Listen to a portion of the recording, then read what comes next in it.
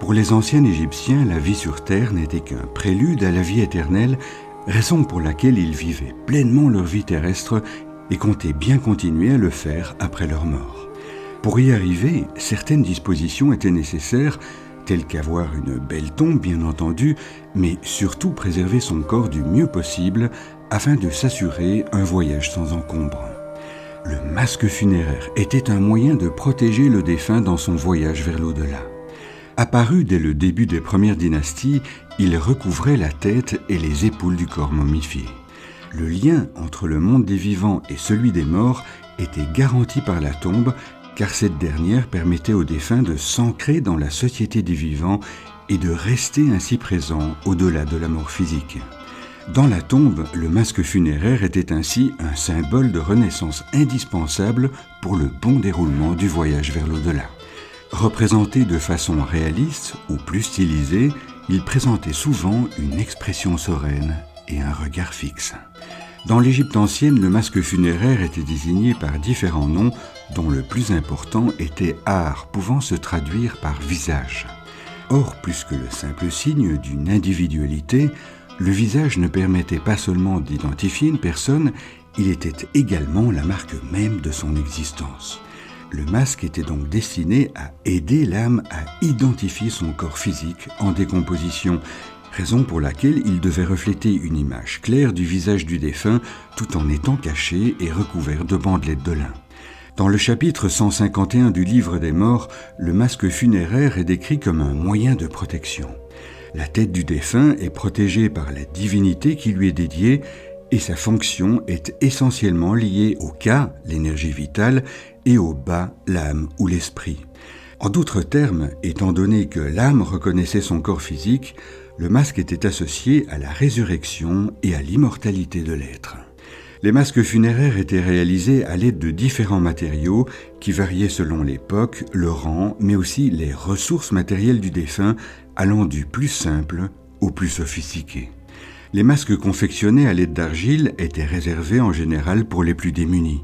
Il s'agit pour la plupart du temps d'une réplique du visage du défunt plus ou moins ressemblante qui était en général cuite afin de fixer les traits de son visage. Nous retrouvons ensuite les masques en plâtre correspondant le plus possible au visage du défunt ainsi qu'à toutes ses caractéristiques.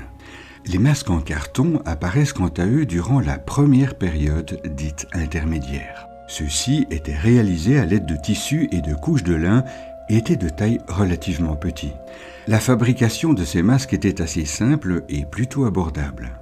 Imbibées d'eau, les couches de tissu étaient posées directement sur le visage du défunt pour être ensuite recouvertes d'une fine couche de gypse liquide.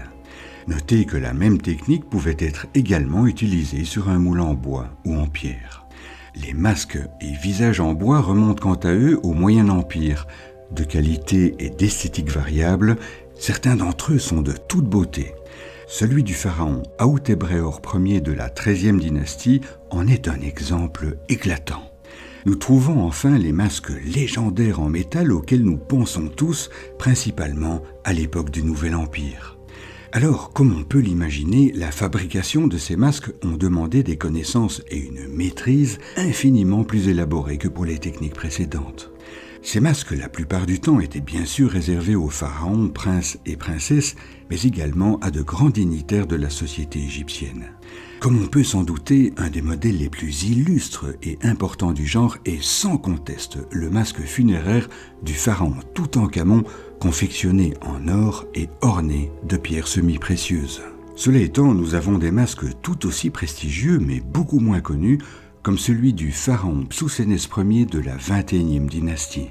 Notez que ces masques véritablement exceptionnels étaient confectionnés en or bien sûr, mais également en argent, métal qui à l'époque était beaucoup plus rare et donc encore plus précieux. De nos jours, les masques funéraires égyptiens les plus exceptionnels sont exposés dans des musées du monde entier.